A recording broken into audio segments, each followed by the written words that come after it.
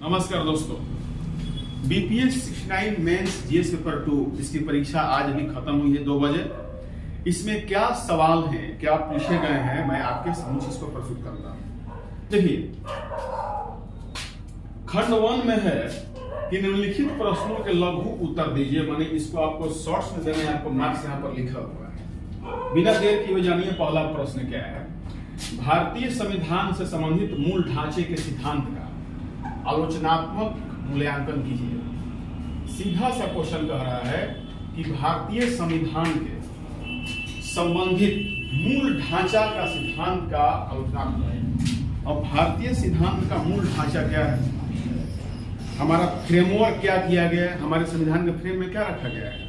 तो आप देखेंगे कि हमारे भारतीय संविधान जो वर्तमान में काम करती है 1935 के भारत शासन अधिनियम और अंग्रेजों द्वारा भारत में शासन किए जाने वाले जो विभिन्न प्रकार के कार्य प्रणालियां थी, कानून थी, उनको कई जगहों पर ज्यों का त्यों रख दिया गया।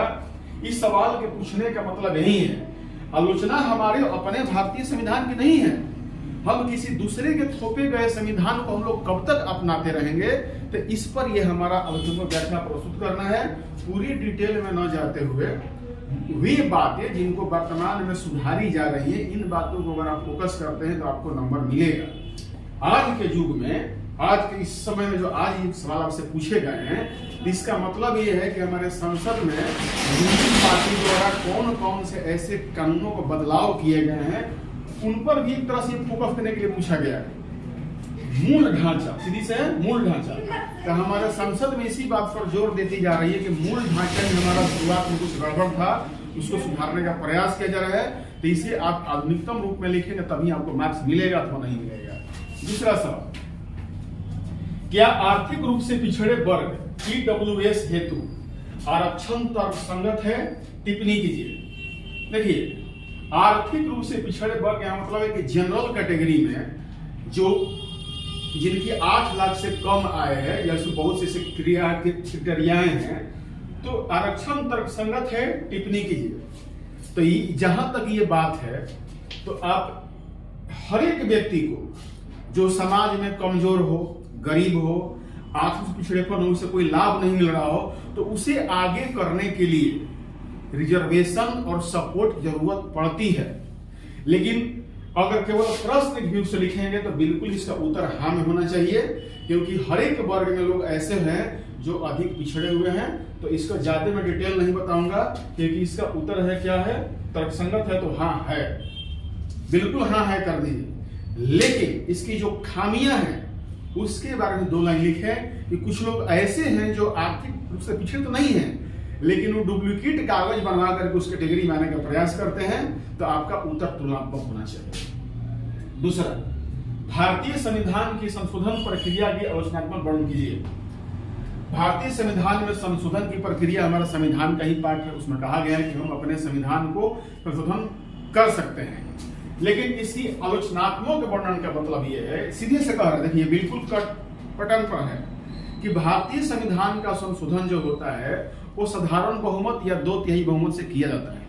लेकिन कभी कभी क्या होता है, आजकल देखने में जा रहा है कि संसद में उपस्थित जो सदस्य होते हैं वो कम होते हैं, और उसके बाद भी साधारण बहुमत से होने वाले विधेयक को पास किया जा सकता है। जहां पर 543 है, अभी तो 543 है, तो 543 सांसदों के मतलब कि सामान्य बहुमत की जहां बात की जाती है, तो लगभग आधे के लगभग आसपास में होता है, आधा से ज्यादा। तो सांसद बैठे हैं 150, 200, 100 ही बैठे हैं, या रूलिंग पार्टी के सांसद बैठे हुए हैं, उसी में इस कर जाती है। तो इसका आलोचनात्मक का मतलब यही हुआ कि सामान्य प्रक्रिया से लेकर वर्तमान प्रक्रिया तक आप इसमें लिखेंगे तो आपको मार्क्स मिलेंगे।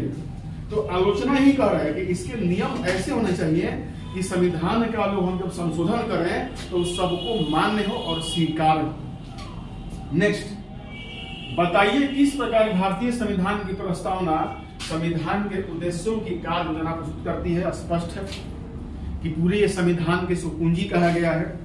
तो प्रस्तावना में संविधान के सभी उद्देश्य तो दिखाई दिए गए। हम भारत के लोग से ये बात स्पष्ट हो चुकी है कि हम सभी भारतीयों के लिए संविधान बनाया जा रहा है और भारतीयों के हित के लिए ही बनाया जाएगा। तो इसका आप उत्तर पढ़े होंगे, अच्छा से दिए होंगे, मुझे उम्मीद है। भारतीय जनगणना किस प्रकार से बिहार की राजनीति को जातीय जनगणना किस प्रकार से बिहार की राजनीति को प्रभावित करेगी, इसका वर्णन कीजिए। देखिए, जातीय जनगणना पर तर्क वितर्क हम अपने बच्चों को भी क्लास में लिखवा चुके हैं कि क्या होता है जातीय जनगणना। एक लाइन में मेरा बस यही कहना होगा कि जातीय जनगणना कराया ही गया है राजनीति को प्रभावित करने के लिए। स्पष्ट देखिए, बीपीएससी ये सवाल पूछ चुका है। हो सकता है कि इस सवाल पर कोई आपत्ति उठा दे, क्योंकि बिल्कुल राजनीति से संबंधित ये सवाल है। तो जातीय जनगणना बिहार की राजनीति को प्रभावित करने के लिए किया गया है। किस प्रकार कोई विशेष दल के लोग विशेष जातियों को साध करके बिहार की राजनीति में बने रहना चाहते हैं, उसी आधार पर जातीय जनगणना कराई गई थी। ये अलग बात है कि जातीय जनगणना कराने के उद्देश्य के पीछे सरकार तर्क देती रही है कि हम किस जाति में कितने लोग पिछड़ा रह गया है, जिनको विकास नहीं हुआ है, उसके लिए कराया गया। लेकिन सवाल अगर ये सीधे बिहार के राजनीतिज्ञों पर चोट कर रहा है और सीधे रूलिंग पार्टी पर चोट कर रहा है, नीतीश जी पर चोट कर रहा है कि भारतीय राजनीति किस प्रकार से बिहार की राजनीति को प्रभावित करेगी, इसका वर्णन कीजिए। और स्पष्ट ये जो बीपीएससी के बोर्ड मेंबरों द्वारा सवाल किया गया है, ये बिहार की राजनीति पर एक तरह से चोट है, करारा जवाब है। अगला सवाल देखिए, भारतीय संविधान पाठ के अनुसार, भारतीय संवैधानिक पाठ के अनुसार राष्ट्रपति और प्रधानमंत्री के बीच संस्थागत संबंध पर चर्चा कीजिए। वर्तमान संदर्भ में उनकी बदलती भूमिका पर चर्चा कीजिए। देखिए, सवाल सीधा सा है कि राष्ट्रपति और प्रधानमंत्री के बीच संस्थागत संबंध। राष्ट्रपति एक अपनी संस्था, उनका अपना एक कार्य क्षेत्र है, अपना एक क्षेत्र है, और प्रधानमंत्री अपना क्षेत्र है। दोनों के बारे में चूंकि लॉन्ग क्वेश्चन है, तो उनकी अस्पष्ट संबंधों की हम चर्चा करेंगे कि राष्ट्रपति का संबंध क्या है, इनके कार्य क्या है, पदावली क्या है, पदस्थापना क्या है। लेकिन इनकी बदलती भूमिका पर चर्चा करेंगे। तो मैं आपको थोड़ा सा फ्लैशबैक में ले जाना चाहता हूं। भारत जब आजाद हुआ था तो उस समय संविधान का सर्वोच्च पद राष्ट्रपति था, आज भी है। लेकिन उस समय के प्रथम प्रधानमंत्री डॉक्टर राजेंद्र प्रसाद कभी भी जवाहरलाल नेहरू से अपने को उच्च ही मानते थे। जवाहरलाल नेहरू के हर एक फैसले पर टीका टिप्पणी करना वो अपना फर्ज समझते थे, और जवाहरलाल नेहरू के कई ऐसे फैसले थे जिनको उन्होंने बदलवाने और बदलने का पूरा प्रयास किया और कुछ में सफल भी रहे। लेकिन जो वर्तमान परिवेश में राष्ट्रपति है, वो लगभग रबर स्टाम्प की तरह ही काम कर रहे हैं। कुछ मायनों में छोड़ दिया जाए तो सवाल पूछने का मकसद यही है कि जैसे जैसे संविधान हमारा पुराना होता जा रहा है, हमारा देश की आजादी के दिन बढ़ते जा रहे हैं, वैसे वैसे राष्ट्रपति का जो पद है वो लगभग संकुचित होता जा रहा है। और राष्ट्रपति अपने स्वविवेक से तो काम कर रहे हैं, उनके जितने क्षेत्र हैं, लेकिन सरकार जिस तरह से उनको, आज से ही नहीं, पिछले यूपीए सरकार में पिछले 30 वर्षों से ऐसा देखने को आ रहा है कि राष्ट्रपति के कार्य लगभग सिकुड़ते जा रहे हैं और उनकी अपनी मनमानी नहीं की जा रही है। रूलिंग पार्टी द्वारा जो बात कही जा रही है उस पर ही अधिक राष्ट्रपति अपनी मुहर लगाने का काम कर रहे हैं। ऐसा एक तरह का विभेद नहीं देखा गया है, एक दूसरे में प्रतियोगिता नहीं देखी गई है कि राष्ट्रपति और प्रधानमंत्री के बीच कुछ खींचातानी हो गई हो, जो पहले कुछ वर्षों में देखा गया था। तो इस पर यह सवाल, इसको आपको इस तरह से लिखना होगा। नेक्स्ट पेज पर हम चलते हैं। बिहार में गठबंधन की राजनीति के मूल सिद्धांतों को विशेषतः राष्ट्रीय हितों की पूर्ति के दृष्टिकोण से विवेचित और विश्लेषित कीजिए। देखिए, दो शब्द दिया है, विवेचना भी करना है, उसका विश्लेषण भी करना है। तो बिहार में गठबंधन की राजनीति के मूल सिद्धांत पर लिखेंगे कि बिहार में गठबंधन की राजनीति को देखा जाए तो पिछले 33 वर्षों में अगर प्रथम चरण छोड़ दिया जाए, लालू राबड़ी के काल को छोड़ दिया जाए, उसमें भी गठबंधन थे, कांग्रेस मिली हुई थी, दूसरी पार्टियां मिली हुई थी, लेकिन बिहार में बिना गठबंधन के सरकार देखने को मिल ही नहीं रही है। कोई कल्पना ही नहीं कर पा रहा है 2025 के होने वाले बिहार के आम चुनाव में कि बिहार में बिना गठबंधन रणनीति करना एक बेईमानी है और लगभग सरकार बनाई नहीं जा सकती है। ये सोशल इशू से एक सवाल है, बिहार का सोशल इशू का सामाजिक मुद्दा है और विशेषतः राष्ट्रीय हितों की पूर्ति दृष्टिकोण से गठबंधन की राजनीति ऐसी है कि इससे राष्ट्रीय हित की पूर्ति कैसे हो रही है, नहीं हो रही है, इस पर भी आपको प्रकाश विश्लेषण करना पड़ेगा। पहले राष्ट्रीय हित क्या होता है? किसी भी स्टेट को, डेवलपमेंट को विकसित करना। अगर बिहार में ये गठबंधन की राजनीति नहीं की जाएगी तो कोई एक दल का तो सरकार बन नहीं रहा है।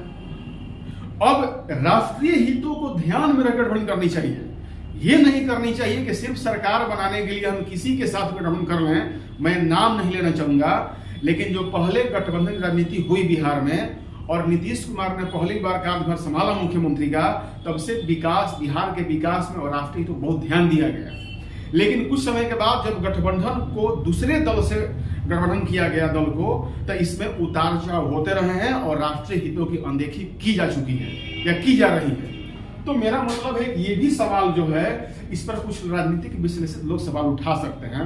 ऐसे सवाल बीपीएससी को नहीं पूछने चाहिए, लेकिन इसका उत्तर बहुत ही सहज है, आसान है, इसलिए इसमें अथवा लगा दिया है। इसका अथवा वाला सवाल देखिए, स्थानीय शासन और उसकी कार्यप्रति को पंचायती राज तथा शहरी संस्थाओं के सशक्तिकरण के दृष्टिकोण से बिहार में धरातलीय स्तर से उदाहरणों के साथ स्पष्ट और मूल्यांकित कीजिए। देखिए सबसे बड़ा सवाल है, लंबा सवाल है, 19+19 इसमें दो तरह से जोड़ दिया। एक तो पहले है कि स्थानीय स्वशासन के बारे में इसकी विवेचना कीजिए, ये 90 नंबर हो गया। और जोड़ दिया कि शहरी संस्थाओं के, तो जो शहरी निकाय है पंचायती राज व्यवस्था की, उसकी चर्चा करनी है। तो इस तरह से इसमें दो सवाल दिए गए हैं, आप दोनों सवालों को आसानी से लिख सकते हैं।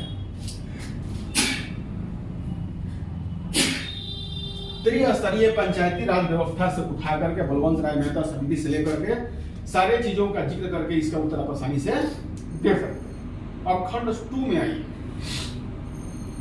इसको लघु उत्तर में देना है। आप देख रहे हैं कि 8887 का है कि भारतीय मानसून तंत्र की क्रिया विधि का विश्लेषण कीजिए। मतलब कि सीधे बात यह कह रहा है कि भारतीय मानसून क्या है, इसका सिस्टम कैसे है और यह भारत में और इसके सभी क्षेत्रों में कैसे वर्षा करती है, इसके बारे में चर्चा करना है। जो बहुत ही एक सामान्य सा क्वेश्चन है, अभी जो बिल्कुल भूगोल को टच किया है, अच्छी बात है। भारत में ऊर्जा के स्रोत क्या हैं?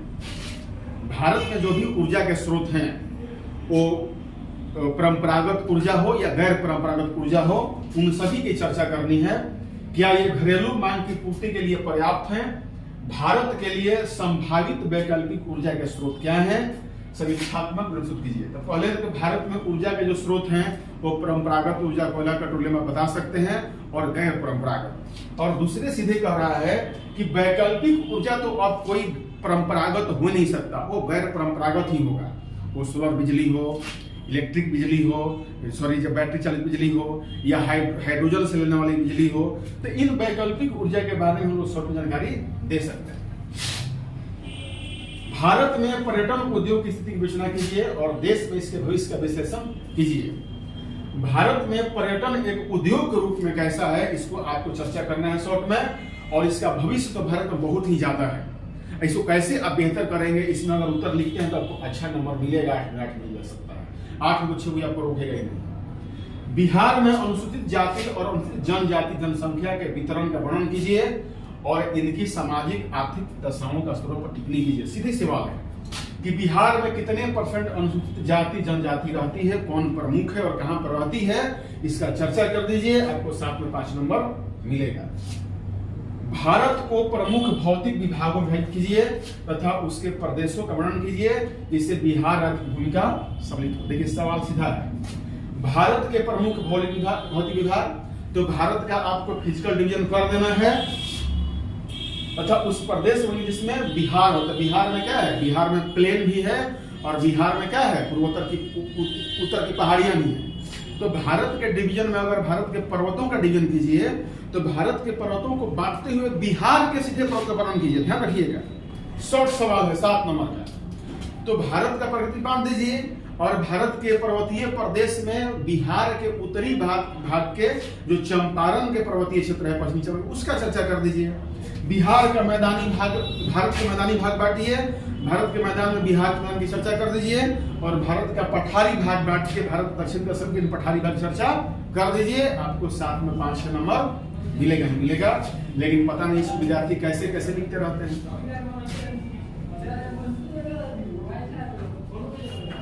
नेक्स्ट क्वेश्चन है लॉन्ग क्वेश्चन कि बिहार की जलवायु को प्रभावित करने वाले कारकों की व्याख्या कीजिए। राज्य में कृषि जलवायु क्षेत्र एग्रो क्लाइमेट जोन को किस प्रकार से और कितने भागों में बांट सकते हैं? यहाँ साल में कितने मौसम पाए जाते हैं? इन मौसमों की कृषि पर विवेचना कीजिए। बहुत बढ़िया सवाल है। पहले बिहार की जलवायु, पहले आपको एक लाइन लिखना है कि जलवायु क्या है। पहले फर्स्ट लाइन में बिहार की जलवायु कौन कौन सा प्रभावित करता है सबको लिखिए। और राज्य में कृषि जलवायु क्षेत्र की चर्चा बिल्कुल ही आपको सामान्य ज्योग्राफी के पुस्तकों में पढ़ने को मिला होगा और आपने पढ़ा होगा, तो इसका उत्तर बहुत ही ढंग से दिया होगा। इसका अथवा में सवाल देखिए। अब की बार डायरेक्ट ज्योग्राफी सवाल बहुत अच्छे दिए गए हैं। इसे इकोनॉमिक से जोड़ कर भी कहा जाता है।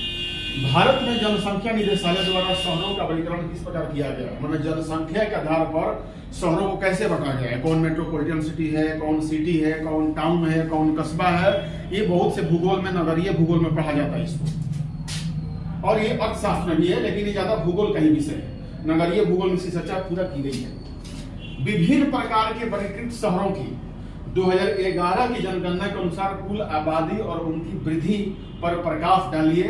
11 की जनगणना के अनुसार बिहार की जनसंख्या की विवेचना कीजिए एवं राज्य में कार्यशील जनसंख्या पर प्रकाश डालिए। अगर आपकी दोनों में से क्वेश्चन लिखना हो तो इसमें आपको अधिक मार्क्स मिल सकते हैं। लेकिन ये भी क्वेश्चन है, आपने अगर नगरीय भूगोल पढ़ा है तभी इसका सही उत्तर आप दे पाएंगे। क्वेश्चन नंबर 6 देखिए।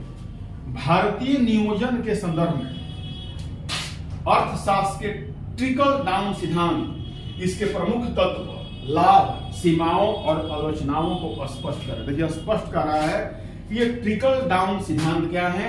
अगर आप इकोनॉमिक्स पढ़े होंगे जीएस के लिए तो ट्रिकल डाउन बिल्कुल ही आपने पढ़ा होगा।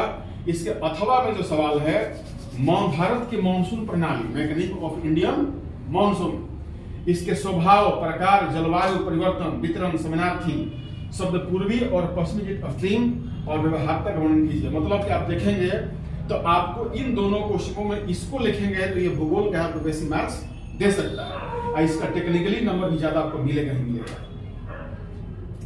लिखित प्रश्नों के लघु उत्तर लिखिए। आधुनिक समाज में कंप्यूटर की क्या भूमिका है? ये बहुत ही इजी है, लेकिन इसको लिखना होगा आधुनिक ढंग से कि भारतीय समाज में, आधुनिक समाज में कंप्यूटर क्या भूमिका है। तो आपको मुझे बताना नहीं पड़ेगा कि आपकी खाने से लेके, मेडिकल से लेके, सोने की सारी प्रक्रियाएं आज कंप्यूटर के माध्यम से ही तय होता है। मतलब कि आपके मोबाइल को हैंडलिंग कौन कर रहा है, आपको क्या पसंद है, नहीं पसंद है, क्या देखना चाहते हैं। आप फेसबुक पे चले जाइए और किसी एक वीडियो को टच करके आप 2 मिनट देख लीजिए, आपका अगला वीडियो उसी टाइप का आएगा, है कि नहीं आएगा? तो मतलब कि आपके कंप्यूटर तय कर रहा है कि आप क्या करोगे, नहीं करोगे। नेक्स्ट, समुचित उदाहरणों के साथ तकनीक, टेक्नोलॉजी और सामाजिक विकास में संबंध की विवेचना कीजिए। सीधी सी बात है, सोशल डेवलपमेंट और टेक्नोलॉजी का आपस में क्या संबंध है? मैंने अभी कुछ पहले ही चर्चा किया कि आज का समाज भी टेक्नोलॉजी आधारित ही हो गया है। समाज के लगभग सभी पहलुओं पर तकनीकी का प्रभाव पड़ रहा है। इसको विस्तार कीजिए, लिखिए। जो लिखे होंगे इसमें उनको अच्छा मार्क्स मिलेगा। नेक्स्ट क्वेश्चन देखिए। बिहार में औद्योगिक विकास में विज्ञान एवं प्रौद्योगिकी की भूमिका का वर्णन कीजिए। सीधी सी बात है कि बिहार के इंडस्ट्रियल डेवलपमेंट में साइंस और टेक्नोलॉजी की वर्णन कीजिए। मैं अपने बच्चों को पिछले क्लास में ही बताया था कि बिहार को डेवलपमेंट करना है तो साइंस और टेक्नोलॉजी के माध्यम से लगने वाले उद्योग को ही बनाया जा सकता है। मोबाइल है, ये स्मार्ट बोर्ड है, बहुत से जो गैजेट्स हैं जिनका जो पार्ट्स होता है वो हल्का होता है। क्योंकि बिहार में तो रॉ मटेरियल जल्दी मिलता नहीं है, तो उनको हम लोग अगर इंपोर्ट करके बाहर से मंगाते हो तो उसका परिवहन लागत कम होगा। तो ऐसे उद्योगों की चर्चा जो हम लोग करेंगे जो टेक्नोलॉजी को जोड़ के हो। मतलब इसलिए सवाल है कि प्रौद्योगिकी की भूमिका का वर्णन करें बिहार के विकास में। अगला सवाल देखिए, रिपीटेड है। कोरोना महामारी के समय नई तकनीक ने हम लोगों को किस प्रकार सहायता की, इसकी विवेचना कीजिए। कोरोना भी छोड़ नहीं रहा। कोरोना सवाल 3 बार पूछे जा चुके हैं। तो न्यू टेक्नोलॉजी, कोरोना में समय तकनीक से हम लोगों की किस प्रकार सहायता की? सबसे पहले है कि आपने एक किट पहन के लोगों से बचाव किया। टेक्नोलॉजी के माध्यम से जो हमारा बनाया गया क्या बोलते हैं, टीका। तो भारत ने जिस प्रकार हमारे टेक्नोलॉजी में टीका खोज की, तो इतने बड़े आबादी वाले देशों को टीका खरीदना कितना महंगा होता है, और टीका से कैसे हम बचाव किए, तो आप टीकाकरण पर जरूर केंद्रित कीजिएगा। छोटे छोटे टूल्स से लेके, लेकिन आप टीकाकरण को अगर छोड़ देते हैं ताकि इसका उत्तर नहीं दे पाएंगे।